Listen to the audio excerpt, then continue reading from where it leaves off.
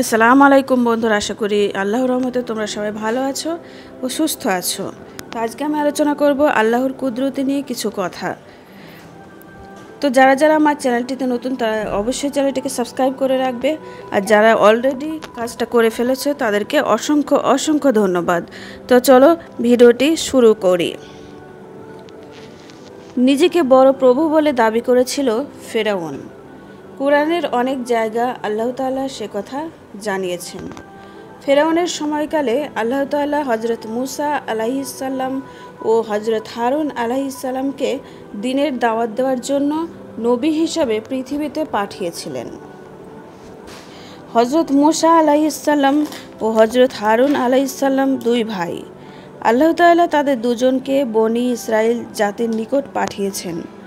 বনি ইসরাইল এমন এক জাতি যাদেরকে আল্লাহ তাআলা পৃথিবীতে সবচেয়ে বেশি নিয়ামত দান করেছেন।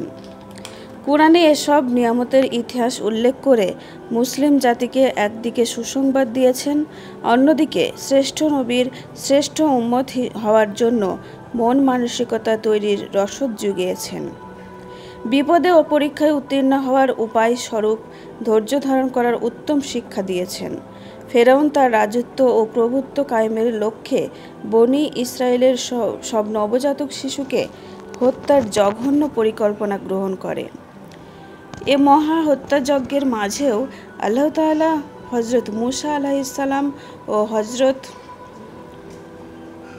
হারুন আলাইহিসসালামকে পৃথিবীতে পাঠিয়েছেন, যা আল্লাহ তাআলা কুদরতের মহা নিদর্শন।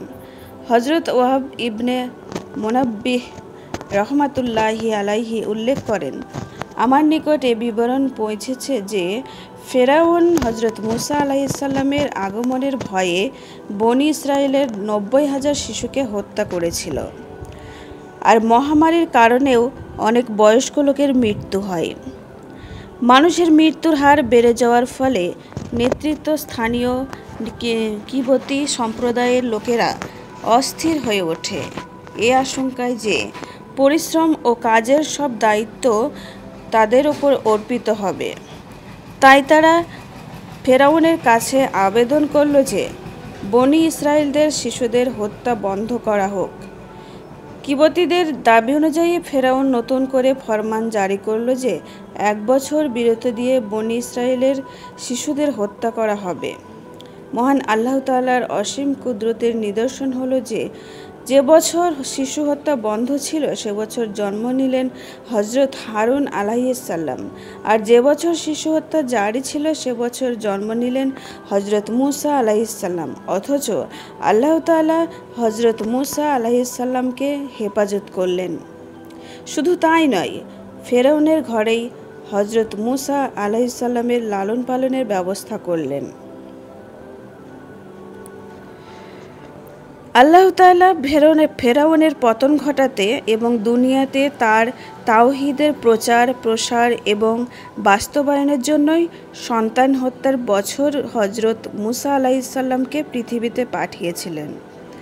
বর্তমান সময়েও আমরা এরকম অসংখ্য নিদর্শন ও ঘটনা দেখতে পাই, যেমন চরম অবহেলা, নবজাতককে ডাস্টবিনে পাওয়া, বহুতল ভবন থেকে ফেলে দেওয়া হলেও কোনো কোনো শিশুর বেঁচে যাওয়া ইত্যাদি, যা মানুষকে ও তার অবিচল আস্থা ও বিশ্বাস স্থাপনে আগ্রহী করে তোলে মানুষকে। সুতরাং বিপদে হতাশা নয়, বরং আল্লাহর ওপর অবিচল আস্থা ও বিশ্বাস রেখেই ইসলামের বিধিবিধান পালন করা মুসলিম উম্মাহের জন্য আবশ্যক কাজ। দুনিয়ার কঠিন বিপদাপদে অধৈর্য না হয়ে আল্লাহ তাআলার উপর অগাধ আস্থা এবং বিশ্বাস রাখা প্রত্যেক মুসলমানের উচিত। আল্লাহ তাআলা মুসলিম উম্মাহকে সব ধরনের বিপদাপদে ধৈর্য ধারণ করা এবং তারই নিকট সাহায্য চাওয়ার তৌফিক দান করুন, আমিন। তো আমার ভিডিওটি কেমন লাগলো অবশ্যই তোমরা সবাই কমেন্টে বলবে।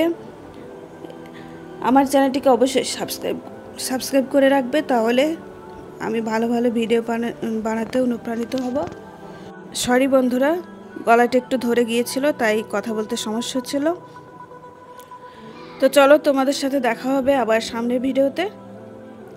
তো অবশ্যই তোমরা আমাকে কমেন্টে বলবে আমার ভিডিওগুলো কেমন হচ্ছে, তাহলে আমার একটু ভালো লাগবে।